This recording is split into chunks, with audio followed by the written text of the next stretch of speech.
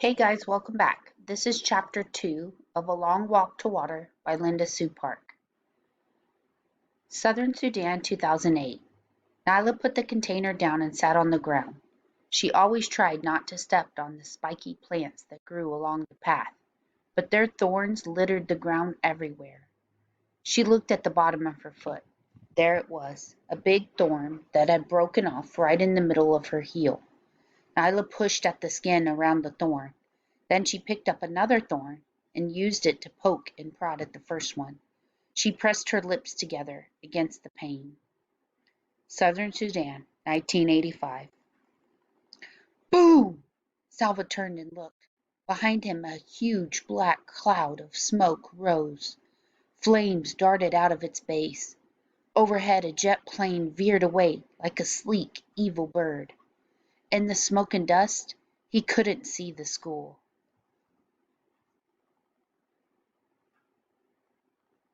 Building any more.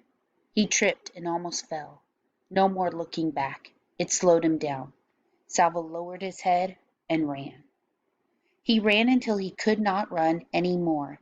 Then he walked for hours until the sun was nearly gone from the sky. Other people were walking too. There were so many of them that they couldn't all be from the school village. They must have come from the whole area. As Salva walked, the same thoughts kept going through his head in rhythm with his steps. Where are we going? Where's my family? When will I see them again? The people stopped walking when it grew too dark to see the path. At first everyone stood around uncertainly, speaking in tense whispers or silent with fear. Then some of the men gathered and talked for a few moments. One of them called out, Villages! Group yourselves by villages!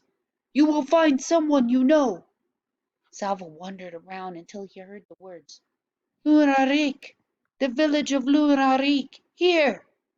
Relief flooded through him. That was his village. He hurried towards the sound of the voice. A dozen or so people stood in loose group at the side of the road. Salva scanned their faces. There was no one from his family. He recognized a few people, a woman with a baby, two men, a teenage girl, but no one he knew well. Still it was comforting to see them. They spent the night right there by the road, the men taking shifts to keep watch. The next morning they began walking again. Salva stayed in the midst of the crowd with the other villagers from Lunarik. It was early afternoon.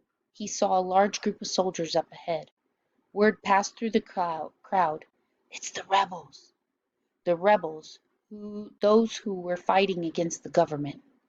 Salva passed several rebel soldiers waiting by the side of the road. Each of them held a big gun. Their guns were not pointed at the crowd, but even so the soldiers seemed fierce and watchful.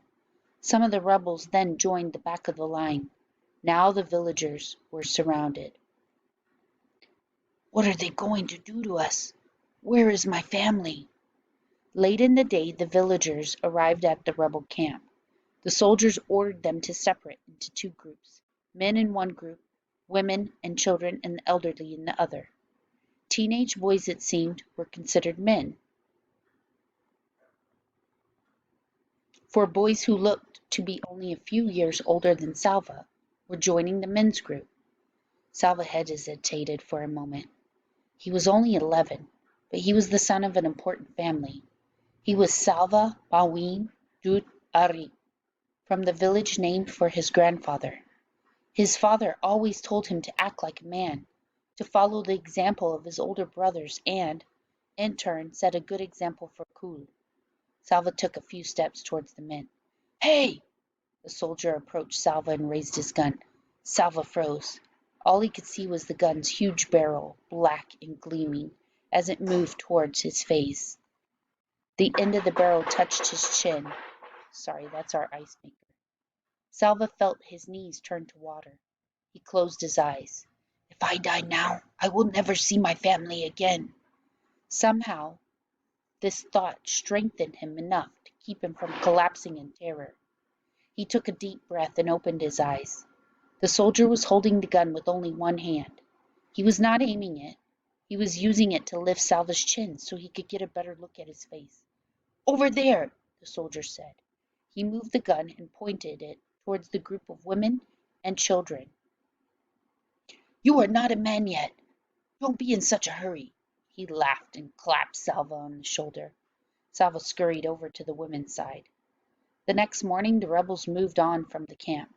The village men were forced to carry supplies, guns and mortar, shells, radio equipment. Salva watched as one man protested that he did not want to go with the rebels. A soldier hit him in the face with the butt of a gun. The man fell to the ground bleeding. After that, no one objected. The men shouldered the heavy equipment and left the camp. Everyone else began walking again. They went in the opposite direction from the rebels, for wherever the rebels went, there was sure to be fighting. Salva stayed with the group from Larun at Eric. It was smaller now, without the men, and except for the infant, Salva was the only child. That evening they found a barn in which to spend the night. Salva tossed restlessly in the itchy hay.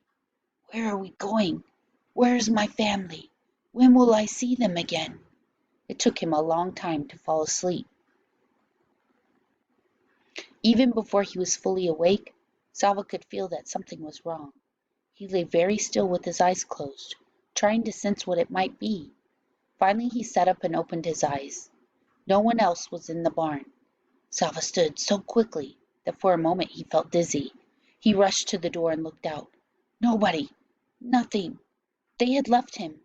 He was alone.